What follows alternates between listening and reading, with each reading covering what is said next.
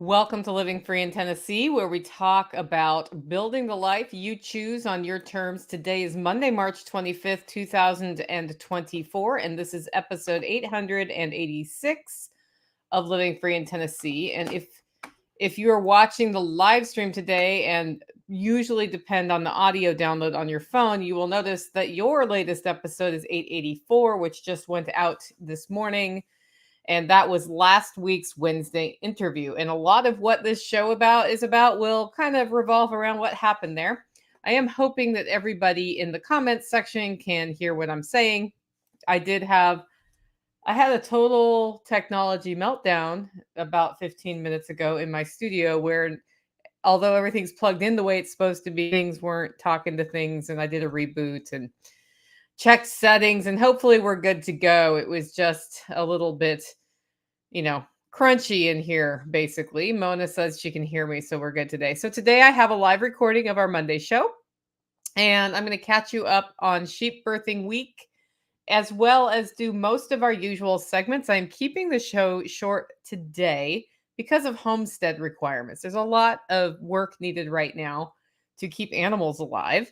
And I'm going to make sure I get off this live stream and then figure out if I'm going to help tactical move a doghouse that just blew down the hill, which was a little confusing to me. So that was my latest message from him. That's never happened. We've had that thing for it's on skids. We've had it for a year, more than a year, and never has the wind picked it up and blown it. And it's not particularly windy today. So I don't know how in the world that happened, but that's the latest news from the pasture. I should just do a from the pasture bulletin every time I get weird messages from the pasture. Before we jump into the main topic of today's show, I do want to talk about our featured event for today, and that's the Self-Reliance Festival.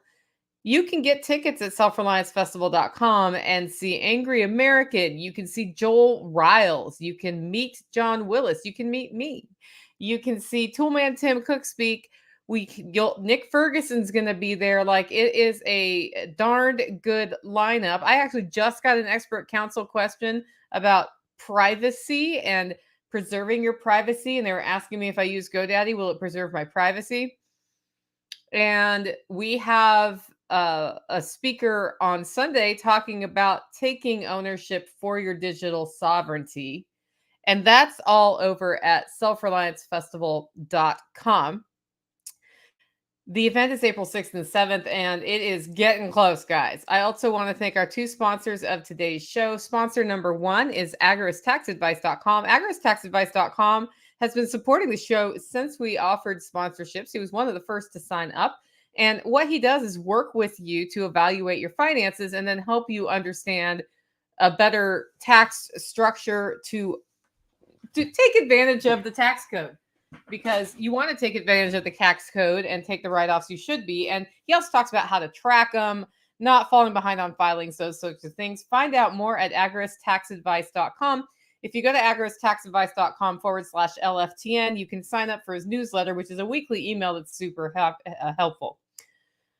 The reason I look confused is my computer is not charging, but it's plugged in. So I feel like we've had just yet another meltdown in the studio. So if it looks urgent, I may take a break to run around and check to see why.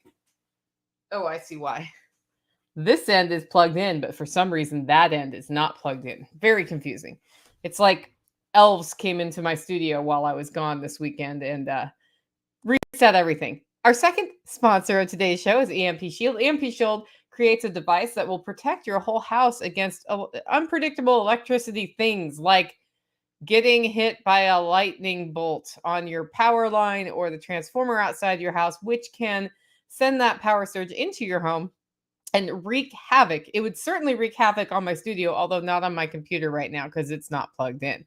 Anyway, EMP Shield has a wall of fame where their devices have been fried by things, and they're very proud of it. And the reason they're proud of it is they know that because their devices got fried by the surges, people's things on the other side of those devices did not. And they are so confident that their device will help you in such a situation that they offer replacement insurance if it fails and the surge gets through. You can find out more about those at empshield.com. If you use the coupon code LFTN for Living Free in Tennessee, that gets you $50 off, which ain't a bad thing. This week, I have a couple of extra live streams. So I was asked to be on some shows this week, and they're both today. So at 5 p.m., I'm on with Tag from Life Done Free. We're going to talk about developing a durable life. And then at 7 p.m., I'm on with Ken Esch for a small business startup discussion. The links to that are both in the show notes. And if you are on the YouTube live stream in about an hour, I should have this show posted after we finish, assuming that we do not have more birthing assistance needs. And that will have the links as well. Or if you follow me on social, I've already put it out. I've already shared it. So you can go there as well. And if you ever want to just keep up with what's going on, think about going to Telegram and joining our channel, our Living Free in Tennessee channel, which is not a discussion group. I just post the things that are happening throughout the day. Okay. Other than that, our live stream schedule is as usual, and I've decided that you don't want me to go over it one item by one item when you hear the same thing every week. So that will also be in the show notes, but we don't have any craziness this week. Next week, we are not doing the shows. We are doing a Tuesday live next week with Jack Spirko. And other than that, it's all about Self-Reliance Festival. So next week is a week off. I do have one previously recorded show that will play next week as well from a doctor talking about functional medicine, but also about medical preparedness. And I think you'll really enjoy that show. Okay, with that, it's time for our first segment of today's show. And that's Tales from the Prepper Pantry, where we talk about storing what you use and using what you store. And I was at Kentucky Sustainable Living talking about pantry management this weekend. So that was fun. I met a bunch of people I'd never met, and it was really nice to be at an event I wasn't organizing. And then gave the talk. I was only there for one of their 2 days because with Self-Reliance Festival, as close as it is, I needed to get home and work on stuff. And it turned out to be really a good thing that I was home yesterday because of what ended up happening here. Anyway, I made 20 deviled eggs. So egg season is upon us. And when I make deviled eggs, they get eaten very quickly around here because it's like, I call it breakfast charcuterie. That's what we had today. So I had deviled eggs, sliced meats, some other things out that you could just sort of pick at that were just straight out of the fridge to the counter, which is great when you're super busy because it's like, okay, I've got the healthy food because it's pre-made stuff and it's from our homestead. But at the same time, I didn't need to cook breakfast because it was all done. So that happened. And I've never made 20 deviled eggs at once. I put them in the sous vide at 170 or 175, I can't remember, degrees for 45 minutes. Forgot to set a timer. Guessed at how long that was. It was long enough, thank goodness. So that's how I hard boiled that many eggs. And what I did is I let the water get up to temperature first before putting the eggs in. I did chicken and duck eggs. And the chicken eggs they fell apart a little bit more. Like for when I was peeling, they were sticking to the shells. And I usually age my eggs about a week. So I think what happened there is some people put some eggs on the wrong tray because I have a dedicated aging tray of eggs so that I can do deviled eggs with them more easily.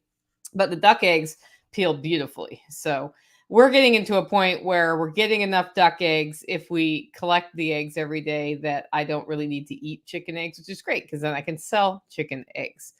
I also tapped into a box of elbow-length nitrile gloves to intervene with livestock this week, and those were shipped to me by a listener as a military surplus.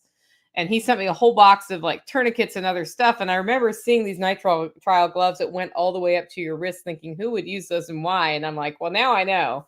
And actually, the ones that only go to your base of your wrist, if you're intervening with anything medically, then, well, you can still get blood on your arm, right? Which is something you want to avoid to keep from catching the nasties from other people or animals. So I was actually super stoked we had those because there were no birthing gloves available for purchase at any of the stores that we contacted. So that's apparently you can just put that in the category of canning jar lids.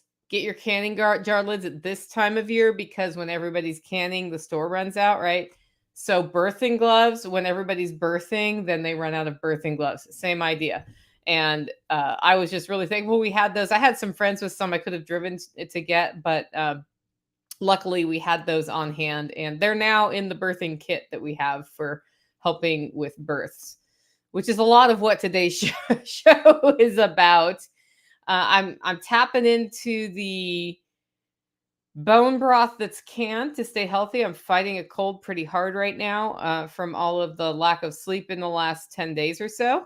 And also, I've been like all winter long when cooking something that could be, I could cook it for two people or four. I've been cooking for four and then putting half in the freezer, knowing that between now and the Living Free in Tennessee Spring Workshop, it gets really busy.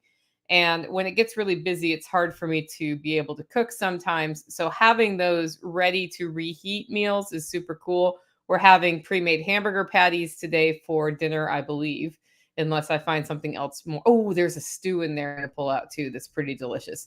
So we've had pre-made meatloaves and a whole bunch of other stuff in the last week or so with everything going on. And then with time being short with Self-Reliance Festival also just around the corner, and then the webinar series, like you can imagine that had I not done that, it would have been a lot of Chinese takeout or Mexican takeout the last couple of weeks. So I'm actually super glad I've had those, because eating on planet, eating the food we grow helps me have a better nutritional connection with the land, but it's also better for me and helps me keep my immune system up. So that's been a win this time. I cannot find my echinacea flower that I harvested last year to be able to use in teas, which is frustrating because I'm fighting a cold. And I was like, oh, I know, I'll put echinacea in my herbal tea this afternoon. And I was like, never mind. I will just have other things in there. So I used rose petals, which can give you a boost of vitamin C. And I am hitting the vitamin C as well right now, under the understanding that it would be really nice not to get sick, like not to get truly sick, like feeling a little under the weather, fine. But it is not in my agenda or schedule to get sick. So I don't want to get sick.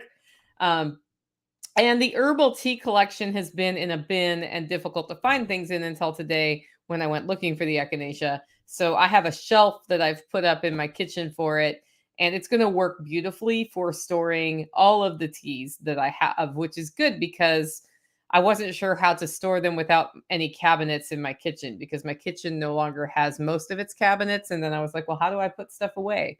So this one shelf is perfect for mason jars. It goes 3 deep. And so I can do sort of like herbal teas, I can do black teas, I can do other things in mason jars, and it's awesome. And then, of course, I still need to attain vinegar. I hope to make it through April 7th without needing to actually like legitimately go buy vinegar, because it would be nice not to have to walk into Sam's Club until things are a little bit less scheduled out. I am skipping a couple segments this week, and I'm going to skip the shopping report. But if you want to go check out what Joe is up to, join our MeWe group. It's MeWe.com, and then look for Living Free in Tennessee. And he posts his shopping report there every week. Plus, it's a great community to talk with. I'm also skipping the frugality tip this week. So our next segment is Operation Independence. This is where we talk about building local ongoing revenue into our lives, and also about using skills so you can avoid the need to pay a guy sometimes. So we had to make some hard decisions in the last week with birthing season upon us. And for context, we've always had pretty easy birthing seasons, and this one has not been. And we had something happen yesterday where I could have saved the sheep. And it was not something that, like a disease where you don't want to eat the meat. And I was getting all ready to intervene and made the decision to call her, because even if I saved her, like she wasn't going to be able to safely be pregnant again without the same intervention needing to happen. And so I was sitting in the pasture going, well, she's big enough to butcher, and we know we're going to butcher her. So why fix the thing only to butcher her? And that sort of decision on the homestead comes up a lot. And everybody has a different line for that. I was just sitting there yesterday thinking and thinking, and finally we just decided to go for it, which means we have more lamb meat here. It's actually it's hanging right now in Nighthawk's fridge, and by hanging I mean in trays because it's not hanging. But it is, we quartered her, and then it's in there for 5 to 7 days before I actually process the meat, and I need to go look at it this evening and make sure it's not sitting in juices. I don't want it sitting in juices. The reason you hang is so that it's not sitting in juices. Uh, if you end up keeping it moist like that, it, like, I think you can invite some mold, and we don't want mold. What we want is for the meat to, kind of tenderize itself, sort of thing. And then later this week, I will do finer cuts and throw it in the freezer. And then I will grind it after Self Reliance Festival. So I expect I have an hour or two of butchering to do this week. And hey, on that note, my speaker gift at Kentucky Sustainable Living was some butchering knives. So that's really good, complimentary, as a matter of fact. So, you know, I went to that event and I'm looking at this whole ag center that they rented in, and I'm like, yep, it'd be really nice to have that kind of infrastructure for Self Reliance Festival, because it's got like flushing toilets and an arena, and that was pretty cool. Anyway, so with that, it's time for the main topic of today's show. I want to remind people who are in the live stream, if you have a question, put the word question in all caps, and I will do my best to work it into the podcast. So today's title is All Creatures Great and Small. And for those of you who are old like I am, you'll remember there was a book by that title that was out. It was written in the late 60s. It was popular in the 70s. I read it as a child, and it was written by a veterinarian who, about providing rural veterinary care in the 30s and 40s. And it was it ended up being the first book in a series. I think his next book was All Creatures Bright and Beautiful. And that book, if you have not, yeah, it's James Herriot. If you have not read that book and you are into homesteading and you are into livestock, or you're thinking about livestock, or you're thinking about homesteading and livestock, is a really good book to read, because it gives you a view of what raising livestock is like from the veterinarian's standpoint. And I can tell you, our veterinarian has had multiple calls for me in the last 7 days. And the last call we had, she's like, when is birthing season over for you, Nicole? And I was like, I have one more. I have one more sheep who needs to go, and then we're done. And I have another friend who's also in birthing season, and it's been weeks because they were not bred at the same time. And so she's like, I'm never doing this again. I'm going to do them all at once. And I'm like, I might want to talk to you about if that's a good idea or not. Anyway, after this last week.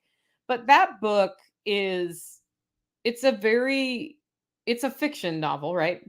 But it's based on experiences that he had over the years. So technically it's fiction, but it's also based on his experience as a country veterinarian. And as I was, getting ready to think about, like, usually I have my Monday topic chosen the week before so that we can promote it. And everything went off the rails last week in that regard. So as I was thinking about it, and I was writing to people who I had not gotten emails back to, who needed emails back this weekend, I was like, I'm sorry. I'm basically living real life, All Creatures Great and Small right now, which has meant that I have prioritized livestock care over everything else. And, so here's your late email. And I was like, that's probably what my podcast should be about, is like the week of All Creatures Great and Small, and the things we do on a homestead and what can happen on a homestead. I was joking with Tactical yesterday that, okay, I was like, I'm going to go sit in the pasture because I want to hang out with the bottle fed sheep that we have while she's in the pasture, to see how she's interacting with the other sheep, because our goal with her is that she interacts with sheep as much as possible. I say that, and she's over here warming up because she kind of got cold today outside. But I was like, I'm going to go do that. And then I'm going to come back and I'm going to dive into this other big project I want to work on Sunday. And then, whatever. And then we had Sunday dinner with Holler Neighbors all scheduled to go. And we get over there and I'm looking at all the sheep and I'm really hoping that Bruni has given birth and Bruni has not given birth. And I look over at one of the sheep and she had a prolapse. And a prolapse is when the vagina is coming out, basically. And this was one of my sheep who wasn't pregnant, so that was unexpected. And she was one of the younger girls, and so I it was like the best laid plans just go to outer space. And then I left some pretty funny messages for people about I have a prolapsed vagina, blah blah blah blah blah. And I'm like, I mean, not me, it's the sheep, but like, what do I do? And a friend of mine offered me a prolapse harness and to have her wear, and we went through this whole thing. And I realized what you do is you put it back in and then you have to keep it in. So the way veterinarians do that is they stitch it so it will hold it back in, and assuming the sheep doesn't get an infection, like they go back to normal, but they are more prone to that happening repeatedly after that's happened. And so most sheep farmers, what they do is they put it back in, stitch it in. When the lambs are born, if the sheep is pregnant, then they let her raise them, and then they're going to process the sheep because she's going to have this problem over and over. And it does not make sense, both from a torturing of the sheep standpoint and from a financial standpoint, to support a repeatedly prolapsing sheep. Well, this was one of our younger twin girls who should not have been pregnant and was not showing any pregnancy. And so I thought, well, maybe she got pregnant, had a miscarriage, and also got the prolapse. But if that's the case, like, that's not great. And so I spent I sat in the pasture while Tactical ran around gathering supplies for this, because what we don't have is a birthing kit in a bin, which is something we are going to have after this week. And it needs to have lubricant, towels, gloves, birthing gloves, probably a few like glucose slash vitamin E sorts of things. I haven't decided what that needs to have. It does not need to have bottle feeding stuff.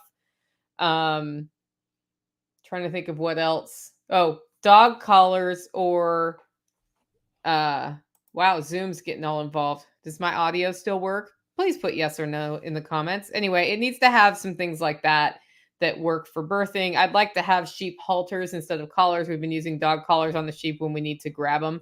And then it's like easier to hang on to a collar versus not a collar. So all of those things need iodine, Mona says. Absolutely. And guys, I've got to plug my computer in. So give me 2 seconds.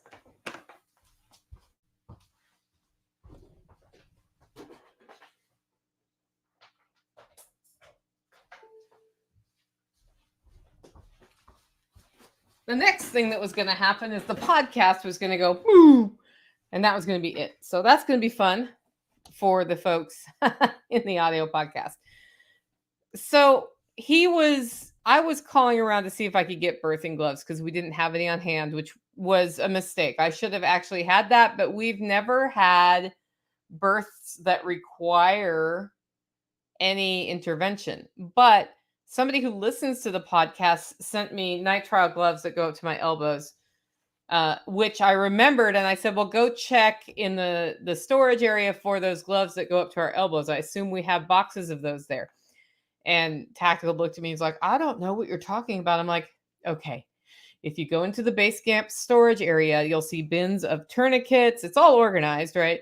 You'll see gloves. Those gloves, assuming we still have some left, which I think we do, go up to my elbows, which is enough for me to put my arm into the into the vagina of the sheep to do what we need to do with the prolapse and not get exposed to diseases from her. And so he was off doing all of that. And we had and I was staying in the pasture just to keep an eye on her to see if the prolapse got worse. And I was, reading, because I'd read about what to do about a prolapse before, but then I was like, but now I got to do something about it, right? I have to actually do the thing. And I read about it. And as I read more and more about it, I was like, we're going to cull this sheep. She's not pregnant, and even if she were pregnant, she's on the smaller side, and I don't think we want her trying to give birth anyway at the size and age that she is. So I think the answer is that she needs to go to freezer camp. And then it was one of our named animals that we liked. So her name was Red. And yes, we can do the deed if we need to. But I have holler neighbors who are not as attached to the sheep. So I hit up Nighthawk and I was like, hey, are you willing to do the deed and skin her? And then I'll do the rest. And he's like, sure. And then Steve Eversole also came over to help because we were going to get her out of the pasture, loaded up on Steve's four-wheeler, which is a side-by-side, and away from the herd to do the processing, well, to do all of it, because I didn't want to just like have gunfire in the pasture and freak everybody out. And then Steve came over with his gun. He's like, because he's willing to as well. And basically, what ended up happening, we have a holding area. So, this is something we've done that's really cool. And we're probably going to move where it is. But right now, we have 4 cattle panels that are with T-post and zip tied together, except for one corner where we can take a sheep down there or 2 sheep or whatever and put them in that little pen if we need to quarantine them, if we need to do anything with them, if we need to retrain them on electric fencing, we'll put electric fencing in. And then if they hit it and go forward, they hit a barrier and they pull back. So that's what we have. And we can feed them hay and water in there. And we brought her down to that. And that was, it also turns out to be a really good pen for if you need to cull an animal. And I was like, well, that worked out really well because with the cattle panels being the walls, you're not like in a barn where you could accidentally shoot the side of the barn, and which then puts a hole in the barn or whatever. And it's somewhere where we didn't have to have her on a lead, so she could run around and sort of calm down. And then all of a sudden, she was just no longer with us, which is how I like to see that done. So so that all happened, and then Nighthawk and Steve did everything. They were like, hey, we got her done. Where do you want her to be? Like, which fridge are we putting her in? And that was the end to a very long week. So the week started last Saturday, not the one 2 days ago, but the one before. We had our Homesteaders Alliance meetup and seed saver thing, and we had triplets be born right after everybody left. And so I've been over in the pasture a couple times a day observing how the triplets are interacting with their mom to make sure that everybody's getting milk, because the risk with triplets is that sheep only have 2 tits, and that's 3 animals going after 2. And I have 2 boys and a girl, and it's most likely that the 2 rams will be more aggressive about getting the food and the girl will need some assistance. And the mom's been really great. So I was really hoping we wouldn't have to have a bottle lamb from that, and we haven't. And then, so we were over there observing, keeping our eye on the other pregnant ewes. And we had a pregnant ewe here with the ram here, and we had some pregnant ewes over there. Well, the one here was on the small side too. So I was really worried about her.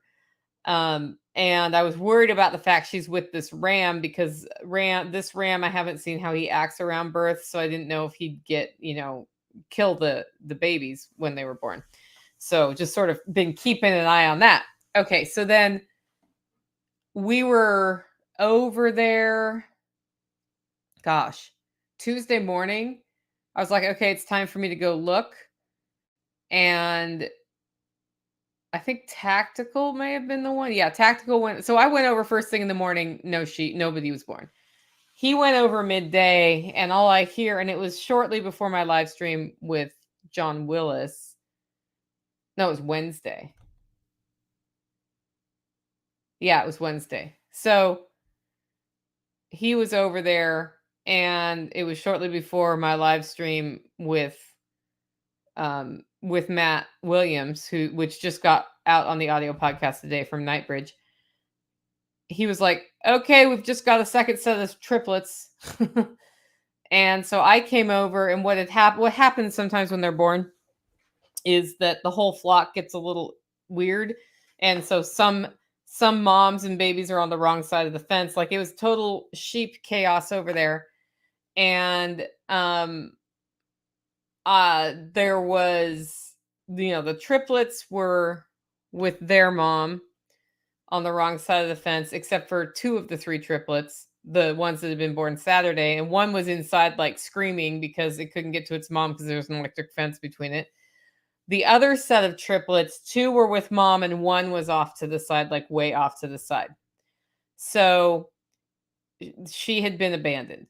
And what you do in this situation, if you can get the mom, is you like tie them up together in closed environments so that the baby has access to the milk, and just hope that they attach. That's your best scenario. Well, we did not have the capacity to do that.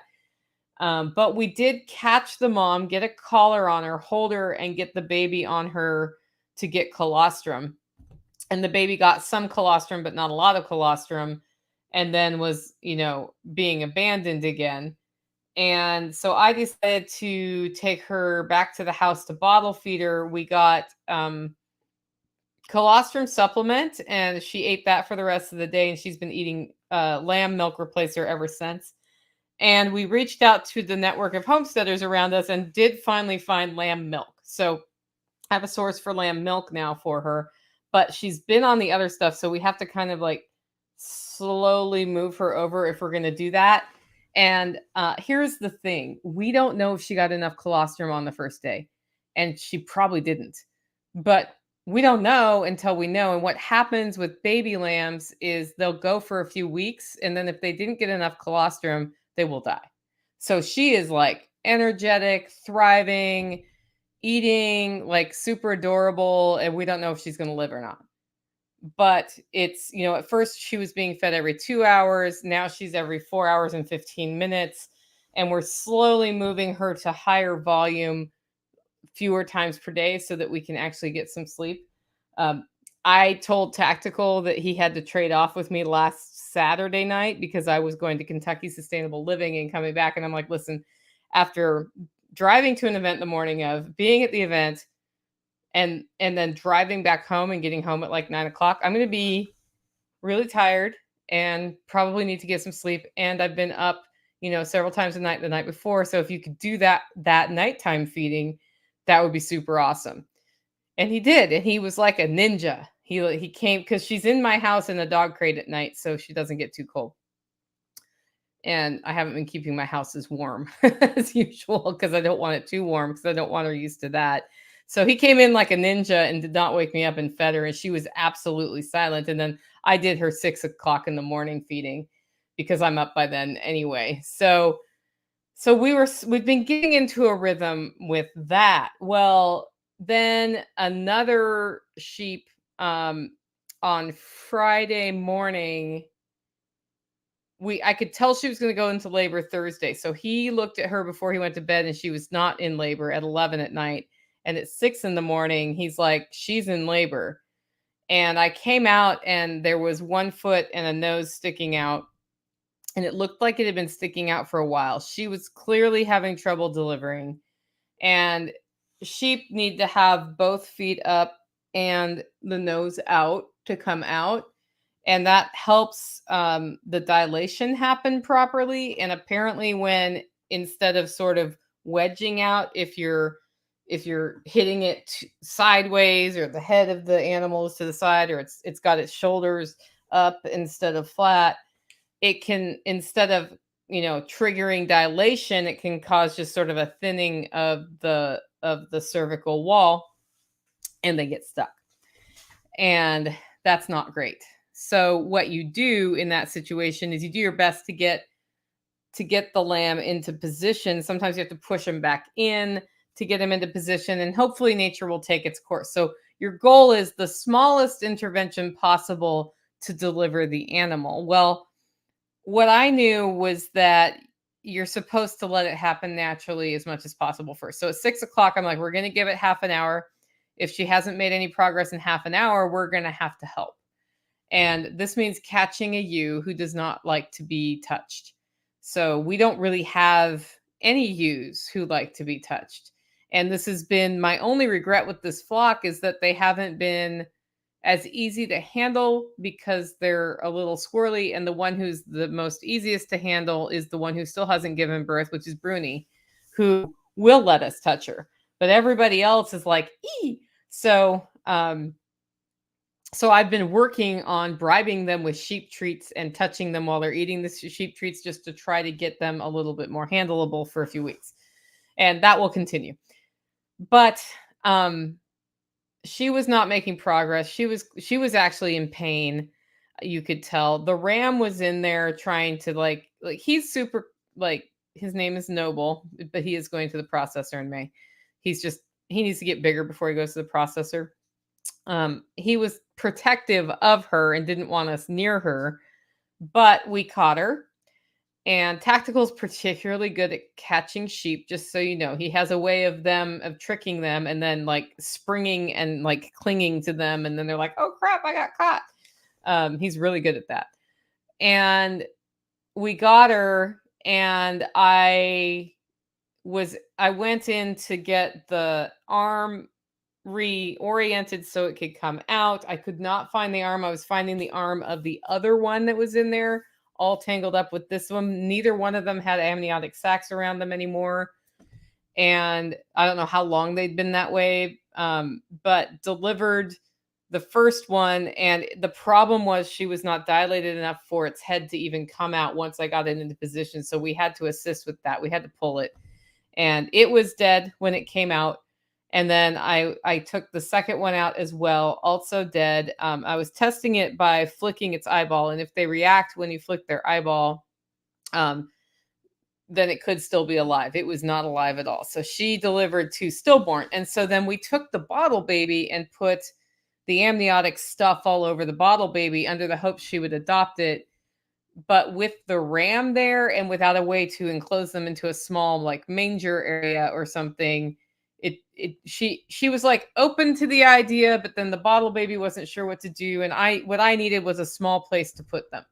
So my lesson from this is we're going to build a small place to put them in the future. And then I talked to Bradley Bleasdale, and he was like, well, his wife said what they do is they take a candle panel and they put it in a circle around the baby and the mom, and that, that happens. Well, okay, so this is what happens as a homesteader when you've had to do something like this for the first time. So we had 2 stillborn, and somebody in the comments is like, sorry, that's tough. It is tough. It's what you sign up for, though, when you take care of livestock. So I went the rest of the day wondering if I did the right thing, wondering if it was my fault, if I had somehow, like when I pulled him, is that what killed him? Like, have I now damaged the mom in a way that she's not going to be able to recover? And the veterinarian who does on-site visits isn't usually instantly available. And she had the day off, and I'd left a message on her phone, and I was like, well, this isn't an emergency. So I'm not calling her cell phone and leaving a message, because I don't like to use the emergency thing unless it's an actual emergency. The mother was not hemorrhaging or anything. And I ended up just keeping an eye on her, left a message like, I think I need you to come out and look at the mother. We were going to have to decide if we were willing to put her on antibiotics or not, if that was the case. And all the sheep books are like, you could have, if you've pulled the sheep, you could have torn the vaginal tissue, and you need to put them proactively on antibiotics. And I'm like, well, technically I have some penicillin here, but I don't know that that's the right kind of antibiotic for this, and I don't know that I'd want to do that, and blah, blah, blah, blah, blah. So I went all day. I felt really bad on Friday, like just really bad. And Tactical had already been scheduled to hijack the show so that I'd be freed up to get ready for Kentucky Sustainable Living. But I was having a psychologically difficult day because I was like, was it my fault? And I knew that we had another young ewe. So we had 2 young ewes who were pregnant before I wanted them pregnant, because a ram got through a fence. And the second one was also pregnant. And I was like, we're probably gonna have to help in that one too, like keep an eye on her. And he goes over to the pasture after homestead happenings, and she had already birthed 2 healthy little babies. So luckily we didn't have to intervene on that one. And I'm like, "Gah." So then the veterinarian called me at like 8 o'clock that night. She's like, "I'm sorry, I was not in the office today. I was fishing with my husband and I got your message and I'm calling. Why do you think the ewe needs antibiotics?" And I'm like, "I don't know if she does. The book says we're supposed to put her on them and I don't know what to do." And she's like, "Which book?" And then I told her it was like the Laura Lawson book on taking care of your ewe. And also I have from the Association of Sheep, whatever. I have this other one. Like they both say that. Everything says that. She's like, "Well, I wouldn't do it because people have used antibiotics on their animals way too much, and unless she's showing signs of infection, I don't recommend it." And I'm like, "Well, that's good because I don't have any anyway, and I don't know what kind to give her." And I'm like, "So if she gets above 105-degree temperature," she said, then we should probably do something to stop the infection. But otherwise, the majority of the time they do fine. Their system is designed to expel everything. I said, "Well, the afterbirth did come out, and and I said, I'm not sure." I was like, "Well, let me ask you this. I pulled both lambs right up next to each other, and I'm worried that I may have torn the vaginal wall some or done some damage." And she said, "Was she actively contracting?" And I said, "Yes." She's like, "Then you're fine." Um, she said, "Were you wearing gloves?" And I said, "No, because I was just in the pasture and I just did what I thought I needed to do." And she's like, "You need to wear gloves next time." And I'm like, "Yeah, I know, because I could have gotten infection in there." She's like, "I'm not worried about the infection in your lamb. I'm worried about you getting an infection from your lamb." And I'm like, "Well, that's fair. I did wash my hands very well after." But it was just like sometimes when you make decisions, you don't make the right decision. And I could have gone and gotten gloves and then done this, and it would have not changed the outcome at all. Like that 5 minutes didn't matter in this situation. And that's why I want to have like the delivery box ready to go for births in the future. But she also told me, based on what I told her, without the amniotic sacs around them and the fact that they were all intertwined, she said they were already dead inside and they had to be pulled anyway. So waiting a half hour between them is not what I would have done in that situation when it was clear that they were already dead. She's like, they got to come out one way or another, and it's better to get them out. Um, so that actually helped me feel a little better about the situation. And I was doing everything I could. I was like, "I'm going to go for a walk to cheer myself up. I'm going to accomplish this thing to cheer myself up. I've got to be at Kentucky Sustainable Living as an empowering personality tomorrow, and I'm not feeling very empowering this today because it sucked." um and then the bottle baby kind of helped cheer me up because she's cute. So that happened.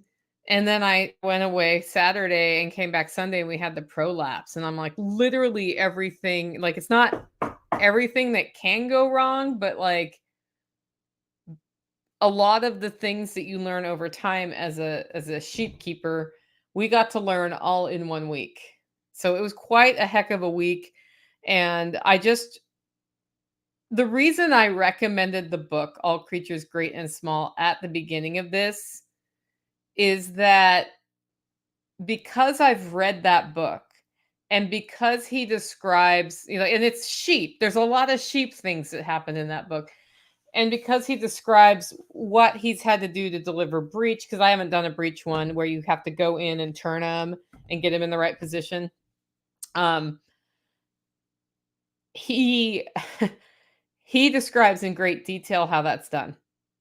And the fact that he did that, so it's a fiction book, right? But it's based on the perspective of an actual veterinarian. And then he also um, explains it in detail. So, like, within the framework of story is how we remember things the best. And so, I literally remember a book I read when I was 10 years old that helped me when I had to go pull two stillborn sheep from a ewe. And um, that's why I recommend reading that book. So I also have the manuals that I've read, like theoretically, things can go wrong with your sheep, and here's what you do. Like, I've read that. I don't remember those details as much as I remember the details in All Creatures Great and Small, the book, right? And so that's why I'm like, gosh, if you're going to keep sheep, you should read that book. If you're going to have livestock, you should read that book and know what you're getting into, because it is really fun and rewarding to raise livestock. And it's very rewarding when you have all of the little babies in your pasture, and they're so cute and they're delicious. We're raising them for food, right? And it's also hard sometimes. And last week was hard for a lot of reasons. Um, One of which is what I call homesteader self-doubt, where you've taken an intervention and you're not sure it's right, but it was the only thing you knew to do at that time. And what happens, like, I haven't talked about that episode on, like, I'm in this Sheep 101 group where you can ask questions. I haven't talked about that episode there because some jerk's going to come out and be like, it's, you're a terrible person and blah, blah, blah. And I didn't want to hear it. So, like, usually I'm pretty immune to that stuff, but I'm already in a little bit of a fragile place right now. And somebody would just be all about it, about, just verbal abuse or text-based verbal abuse. But I'm really lucky that I have a network of people who I can call and talk to. So, like, other sheep farmers. Unfortunately, none of my sheep mentors were available when all the problems were happening either till afterwards. But that's been a source of strength. And then being at Kentucky Sustainable Living the day after that experience, I could talk to other people who raise sheep and be like, have you ever been in this situation? And what did you do? And I mean, that's why it's good to go to different events, right? You meet different people and you can share your perspectives. So that was my All Creatures Great and Small week. And I think my favorite part of the week was after we had 2 sets of triplets, which is 6, a set of twins, which is 8. So we have 7 little babies in the pasture and 1 little baby sometimes in the pasture and sometimes here, depending on, because we've just been letting her be in the pasture as long as it's not pouring down rain. And she'll run off and play, and then she wants to, like, if she hears the four-wheeler go, she thinks that's her mom. So she wants to run to the four-wheeler. It's kind of funny. She also thinks everything that's round, like a human leg, so any fence post is also her. She goes up like she's testing to see if it's her mom. So she's a little confused right now. But watching the sheep interact with their babies is hilarious because there are so many little white puffballs out there. And you think about it from the sheep's perspective, like, they all look the same to the sheep pretty much. There's some with little black lips and some without little black lips, but they're all little white puffballs. And every mom knows she has a certain number of babies, and they know who they are based on smell. So the babies know who their mom is based on smell. The mom knows who their babies are based on smell. And then when a baby gets separated from mom, they like go meh, and they get like they voice their distress. And then you'll see the moms be like counting 1, 2, like, who do I know? And then she'll count one that's somebody else's, and she'll be like, wait, that's not mine. And then she'll run over to the one that's yelling, and she'll be like, are you mine? Nope, you're not mine. And so there's a lot of little baby sheep running up to mom going, are you my mom? Are you my mom? And the mom's going, are you my kid? Are you my kid? Or lamb, as the case may be. And it's just, I call it lamb chaos. In another week, they kind of figure it out.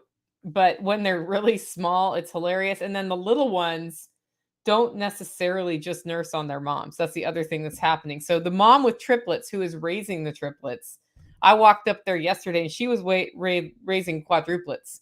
Like, somebody else's lamb had decided she was her mom too. And she let them nurse, and then all of a sudden she realized what was going on. She's like, wait, not you. I've got my hands full already, man. You can't eat dinner here. So that was pretty funny to watch as well. The new you, who had the twins, who was a little young, is not as good of a mom as the other ones. It's her first time. And she's like, one of them sticking with her like glue and the other one keeps getting lost. And you're like, come on, man, like, don't leave that one behind. Like, I don't want a second bottle baby. Yeah. Yeah. Are you my mom? Somebody types EWE instead of the word YOU. So birthing week has been trying this go around. It has been a really crazy 7 days. It's turning into 10 days now. Bruni still hasn't given birth. Everybody else was within 5 days of each other. Like they were all basically on the same cycle. Bruni looks like she could give birth at any moment now and still hasn't. So knowing my luck, she's going to give birth while I'm at Self Reliance Festival, and the homestead sitter is going to get to see the little baby and have to wonder if it's all okay. But and that's actually timing wise about right. Like 21 days after these guys were all conceived, did Bruni then cycle and get and conceive? Like, why did that happen? I don't know. But the community has been really helpful to me. And I thought today's topic was timely and a good view into what it's really like. So I thought I'd share those stories with you today. If you like the show and want to support the work I'm doing here, you can do it in two ways. One, get your coffee at hollowroast.com. Two, build community. Go to Self Reliance Festival, digitally or not. Go to Kentucky Sustainable Living. Go to Midwest Preparedness Project. Go to something. Go to all of them if you can, because the contacts you get help you when you have a week like mine. And it's not just like with the knowledge on how to deal with a prolapse, right? It's with connections so that when you're having homesteader self-doubt, you can get yourself out of it, pull yourself up by your bootstraps and go on. Because that's what you got to do, right? That's how you move forward in the world. And sometimes things are hard on the homestead, and other times you just have a lot of little puffballs who are super cute little sheep babies. So anyway, with that, guys, go out, make it a great week.